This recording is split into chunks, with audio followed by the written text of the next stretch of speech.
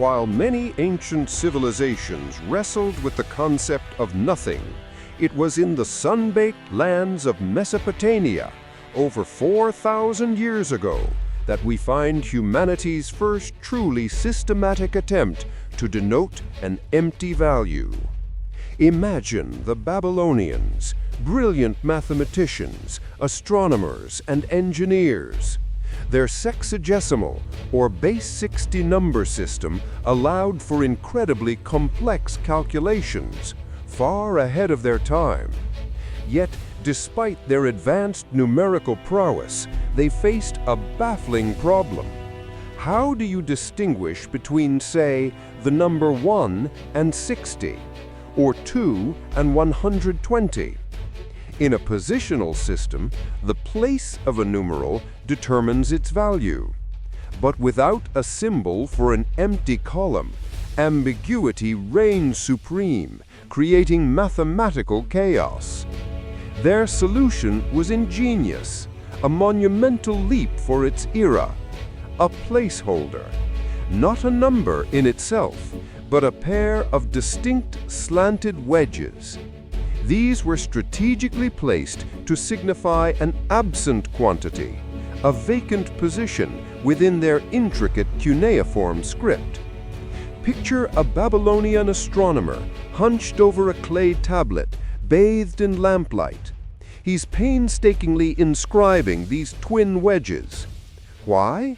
To differentiate celestial coordinates, ensuring the distance to Mars wasn't confused with 60 times that distance. These placeholders were vital for sophisticated astronomical tables and complex commercial accounts. But here's the rub, the bewildering paradox. This placeholder wasn't nothing. It merely indicated nothing. It lacked the operational power of a true numeral. It couldn't be added. It couldn't be subtracted. It couldn't be multiplied. It was a mere space, a gap, a profound acknowledgement of absence. Yet it was a symbol utterly powerless to interact with other numbers. It stood as a silent witness to a void. A brilliant stopgap, yes, but still merely a suggestion of the zero that would one day revolutionize everything. From the arid plains of Mesopotamia, our journey now takes a breathtaking leap across oceans and millennia into the verdant, mist-shrouded jungles of Mesoamerica. Here, amidst towering pyramids and the cacophony of exotic wildlife, an entirely different civilization, the Maya, independently grappled with the same profound void and arrived at an even more astonishing, almost mystical understanding of nothing.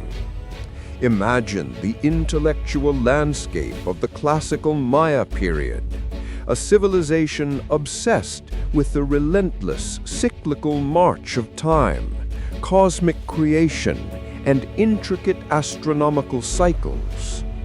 Unlike the Babylonians, who saw an empty space as a mere absence in their numbers, the Maya conceived of nothing, not as a lack, but as a foundational, active principle.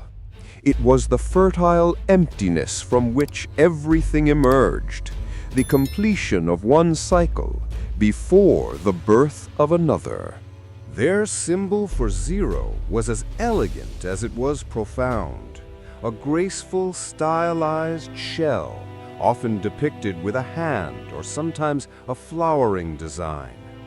Their symbol for zero was as elegant as it was profound, a graceful, stylized shell, often depicted with a hand or sometimes a flowering design. This wasn't just a placeholder. It was a number in its own right, a true numerical digit that possessed operational power. The shell 0 completed their sophisticated base 20 or vigesimal system, allowing for calculations of truly mind-boggling scale, tracking time far into the past and future with uncanny precision. The shell 0 completed their sophisticated base 20 or vigesimal system, allowing for calculations of truly mind-boggling scale, tracking time far into the past and future with uncanny precision. Picture a revered Aja, a Maya priest king, his elaborate headdress adorned with quetzal feathers, standing before a colossal stone stela. Picture a revered Aja, a Maya priest king, his elaborate headdress adorned with quetzal feathers, standing before a colossal stone stela. With a chert tool, he meticulously carves the shell 0, not just once, but repeatedly, into a monumental calendar glyph. Each stroke is a prayer, each numeral a cosmic utterance. This 0 was woven into the very fabric of their world, essential for documenting astronomical observations, prophesizing future events, and calculating the vast epochs of their long count calendar. The sheer audacity of it! While Babylonian astronomers used their placeholder to avoid ambiguity, Maya mathematicians embraced the inherent power of 0 to create meaning. While Babylonian astronomers used their placeholder to avoid ambiguity, Maya mathematicians embraced the inherent power of 0 to create meaning. It wasn't just indicating an empty column. It was actively participating in the calculation, shifting the value of other numbers. It marked the end of a cycle and the beginning of the next, signifying both completion and potential. It allowed them to represent numbers so staggeringly immense that they charted events millions of years into the past and future. Their 0 was more than a mathematical tool. It was a cosmological statement, a symbol of the universal void, the silent, fertile ground where time, creation, and destruction converged. An astonishing testament to human ingenuity, forged in the heart of the jungle, revealing that nothing could indeed be everything. An astonishing testament to human ingenuity, forged in the heart of the jungle, revealing that nothing could indeed be everything. Truly, a concept born of wonder and wielded with cosmic purpose. From the cosmic majesty of Maya's jungle observatories, we now journey halfway across the globe to the vibrant, ancient lands of India. If the Babylonians stumbled upon a placeholder and the Maya embraced a cosmic void, it was in India that the nothing truly found its voice, not as an absence, not as a mystical cycle, but as a revolutionary numeral, a tangible, operational digit that would reshape all of mathematics and, by extension, the modern world. Imagine the intellectual ferment of ancient India, a civilization already pioneering sophisticated mathematical and astronomical concepts. Yet even here, a foundational piece was missing. The brilliance of their positional numbering system, relying on the value of a digit based on its position, was crippled without a clear way to denote an empty place, a value of no units. Then a stroke of genius, so simple, so elegant, yet so utterly profound. The invention of 0 as a true number. Not a mere symbol to prevent ambiguity, but an active participant in calculation. It began perhaps as a small dot, a bindu, or a tiny circle, a shunya, meaning empty or void. But oh, what an empty it was! This wasn't just another number, it was the missing piece. Suddenly, their decimal system, already robust, became infinitely more powerful. Multiplying by 10 became effortless. Large numbers, previously cumbersome, could be written concisely. Arithmetic operations, once requiring painstaking effort, were streamlined. It was like giving wings to a bird that had only ever walked. The earliest undisputed evidence graces texts like the Bakhshali manuscript, where a tiny dot appears, signifying 0. Then, towering intellects like Brahmagupta in the 7th century CE formalized its rules, defining how 0 interacts with other numbers, adding 0, subtracting 0, multiplying by 0, even grappling with the mind-bending concept of division by 0. He gave nothing a personality, a set of rules, a mathematical citizenship. Think about the sheer audacity to conceive of nothingness not as a philosophical abstraction, but as a quantifiable entity, a digit that holds positional power, an active agent in equations. It allowed numbers to stretch to infinity, to represent quantities both minuscule and immense with unprecedented precision. It completed the numerical universe. It transformed arithmetic into algebra, paving the way for every scientific and technological advancement that relies on precise calculation. From a simple dot or circle emerged a concept so potent, so utterly essential, that it became the silent engine of progress, silently underpinning the very fabric of our digitally driven world. This wasn't just an invention, it was a revelation, a void, indeed, that made the world. Imagine for a moment a world devoid of nothing, a universe where the concept of empty simply didn't exist as a usable number. For us, 0 is fundamental, as intuitive as 1 or 2. But for millennia, humanity wrestled with a gaping void in its mathematical understanding. Try to picture conducting vast trade empires, mapping stars, or even building colossal pyramids without a way to numerically represent nothing. A placeholder that signifies an empty column, a starting point, a balance. It sounds utterly bizarre, doesn't it?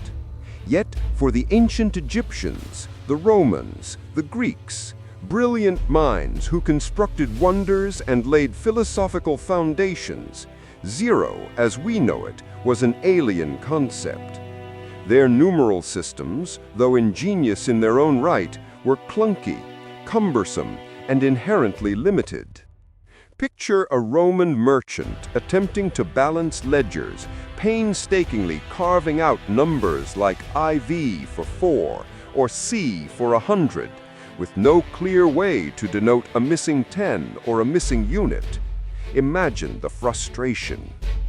Scribes, astronomers, and engineers across the ancient world grappled daily with this invisible, intangible barrier. Their abacuses and counting boards, while marvels of their time, became battlegrounds of mental gymnastics.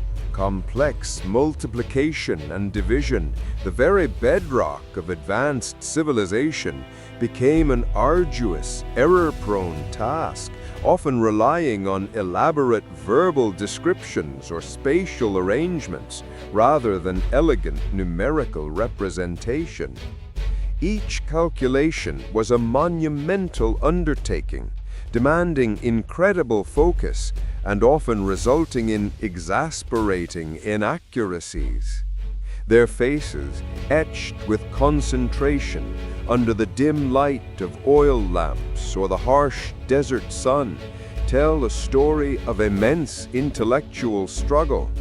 They understood quantity, they understood multitude, but the sheer philosophical and practical leap to formalize the absence of quantity as its own number, a numeral that could stand shoulder to shoulder with 1, 2, or 3, that was a leap too profound, too revolutionary for many to even conceive.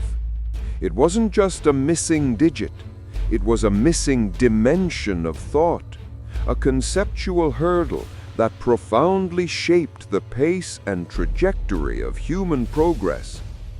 This, then, was the world before zero, a universe of numbers, magnificent in their scope, yet forever incomplete, forever held captive by the void they couldn't name. From the intellectual crucibles of ancient India, where zero first took its rightful place as a numerical titan, this revolutionary concept didn't merely emerge, it embarked on an epic, painstaking odyssey.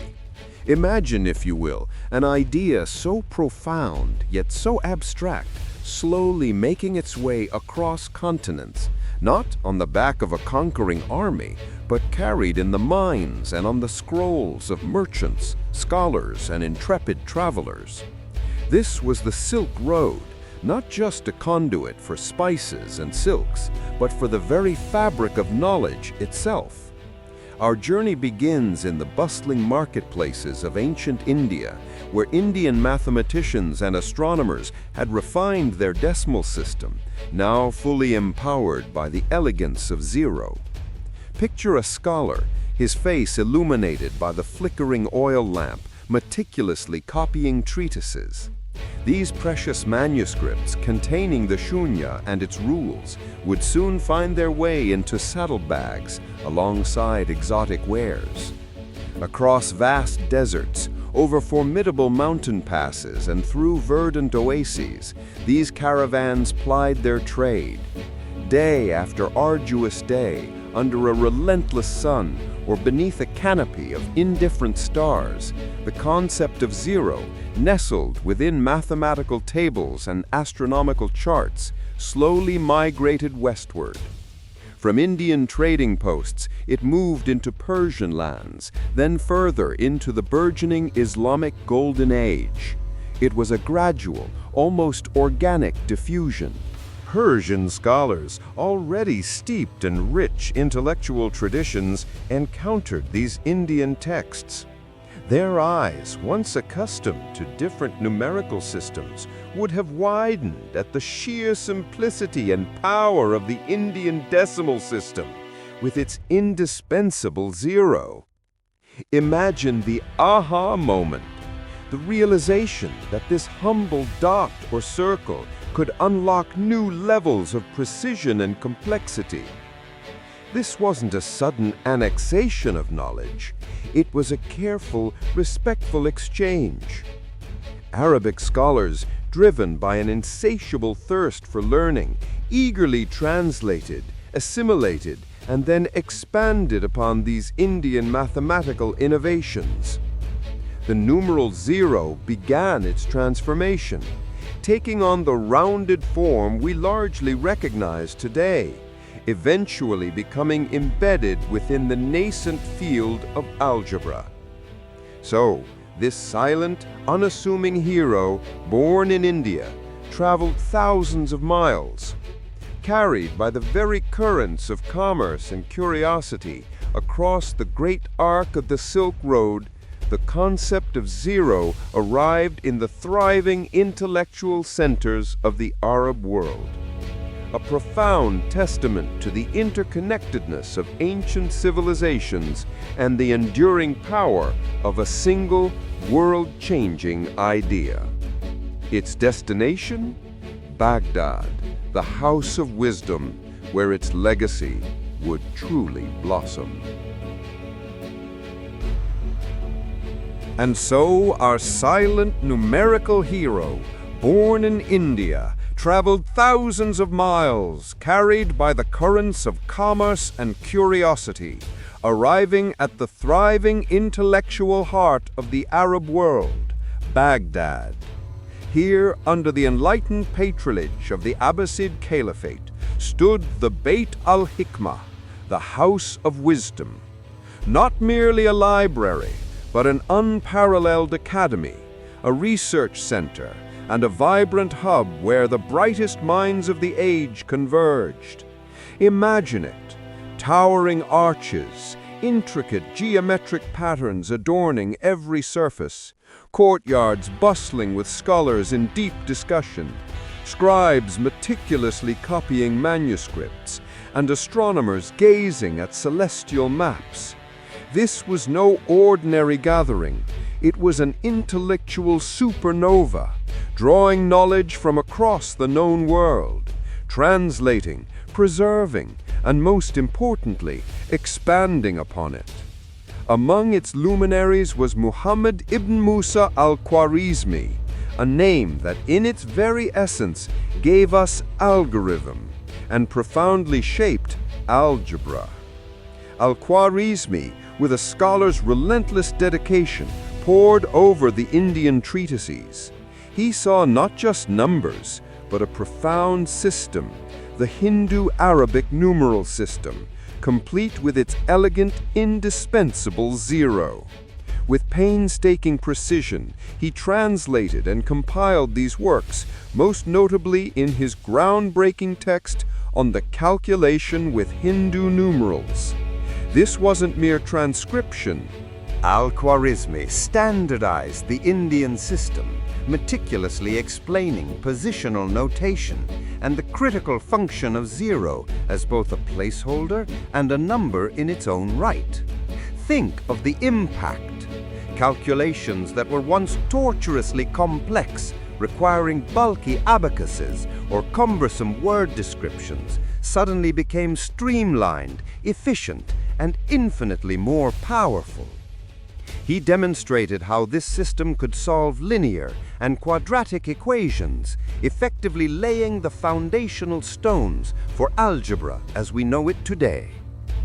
His other seminal work, the compendious book on calculation by completion and balancing, Al-Jabr wal Muqabala, systematically presented methods for solving equations, solidifying zero's role in the balance of algebraic expressions. The House of Wisdom, through the genius of scholars like Al-Khwarizmi, didn't just adopt zero, it elevated it. It forged this abstract concept into an indispensable tool for scientific inquiry, engineering, and commerce. From Baghdad, this refined and universally applicable numerical system, complete with its powerful zero, would then begin its next momentous journey, pushing against the skepticism of a world not yet ready to embrace the concept of nothing. But that, as they say, is a story for another time.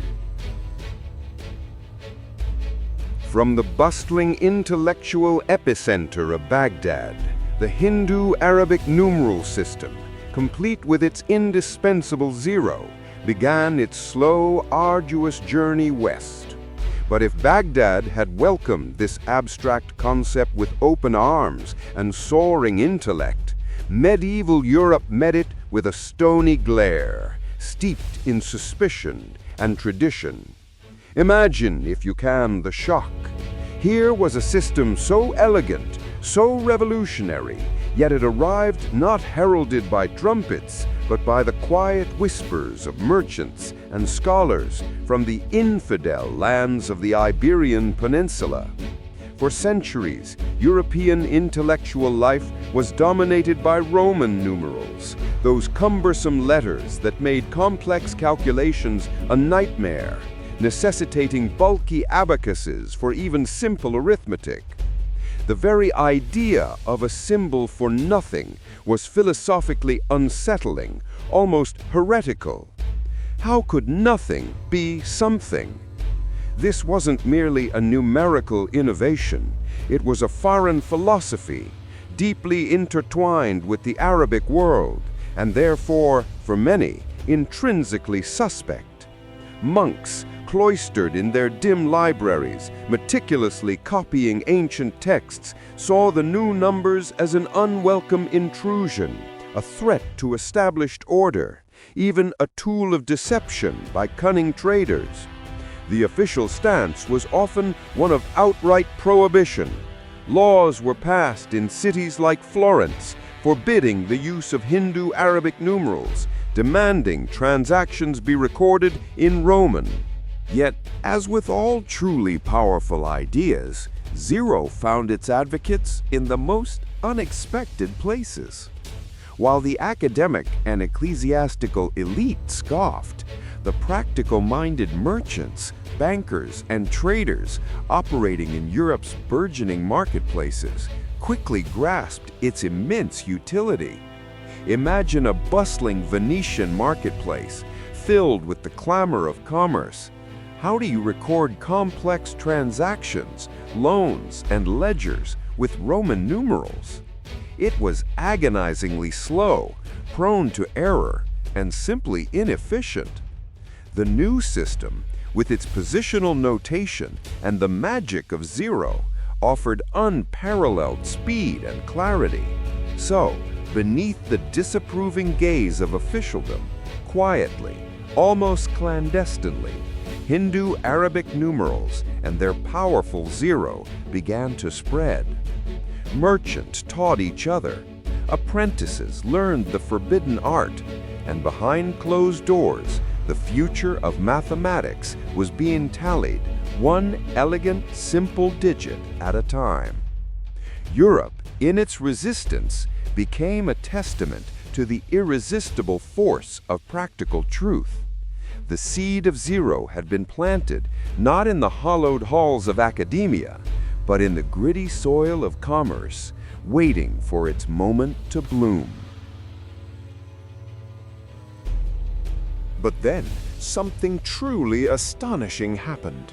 This nothing, once an infidel curiosity, then a merchant's secret weapon, erupted from the shadows, shattering the intellectual bedrock of Europe and forging the very tools that would allow humanity to measure the heavens, build the future, and even create artificial intelligence. It was the moment zero ceased to be merely a number and became the bedrock of an entirely new way of thinking. Imagine, if you will, Isaac Newton, a titan of intellect, gazing at the falling apple. What he saw was not just gravity, but a universe governed by flux, by infinitesimal changes. And to grasp this, to calculate the rate of change, the curvature of celestial paths, he needed a concept that could approach nothing without ever quite reaching it, the limit. This was the truly bizarre, utterly counterintuitive leap, that nothing could be precisely approached but never quite touched, yielding profound truths. Enter calculus, a language of change, born from the minds of Newton and Leibniz, but utterly dependent on the concept of zero.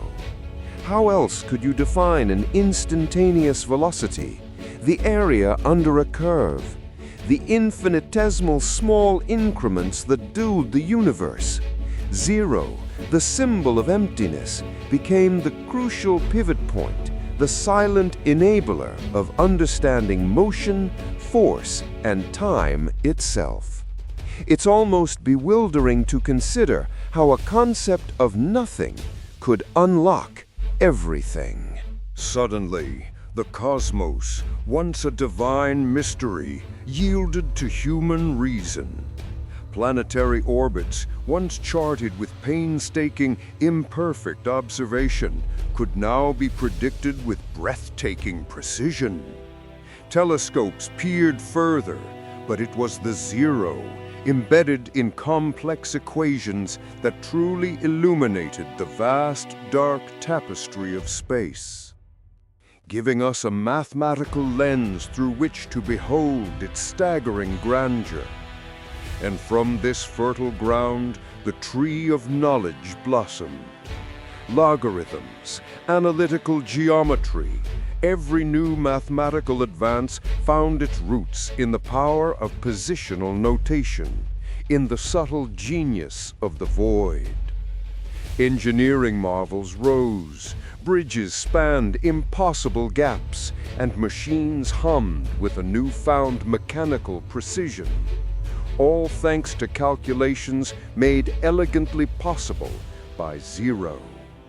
The sheer audacity of building such wonders upon an abstract nothingness is, frankly, astounding.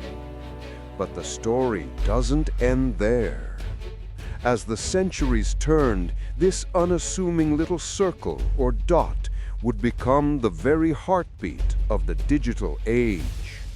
From the massive, room-sized computing machines of yesteryear, with their labyrinthine circuits, to the sleek devices nestled in our pockets today, every single operation, every piece of information is built upon the binary choice, 1 or 0, on or off, the presence or the absence.